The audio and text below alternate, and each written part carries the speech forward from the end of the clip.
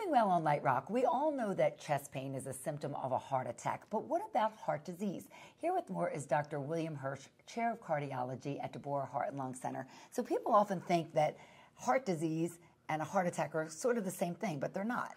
Well, you know, by the time you have a heart attack, then the damage is there. Right. So the key is to focus in on what's going on with the heart before that happens. And so when we talk about heart disease, we talk about what's going on a microscopic level. What's happening with those blood vessels, not just with your heart, but with your brain and your legs and everywhere else in your body. It's a system-wide disease. When we say heart disease, we really mean cardiovascular disease. We mean all over your body. Can we prevent something from further damaging the only organ we have that keeps us alive? Exactly. And a heart attack or a stroke is a symptom of having heart disease. Yeah, and most people don't recognize that some subtle symptoms can occur that lead to a heart attack. So it might just be some fatigue. You might be, even in some of my athletes that have high cholesterol or undiagnosed high blood pressure, some of them will say, well, I didn't know I was going to have a heart problem, but I did notice about 3 months before this happened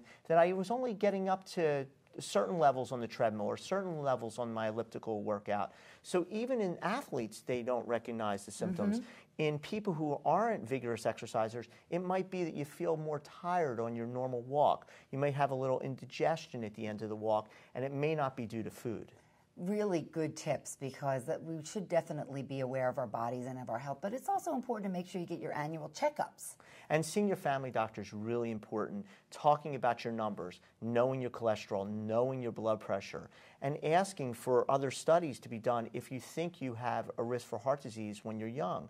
Some people in their 50s and 60s develop heart disease, and we have some testing that we can do, like CAT scans, to look for calcium in the coronary arteries. And especially be aware of it if you have a family history. All right, thank Absolutely. you so much, Dr. Hirsch, and you're living well on Light Rock 96.9 WFPG.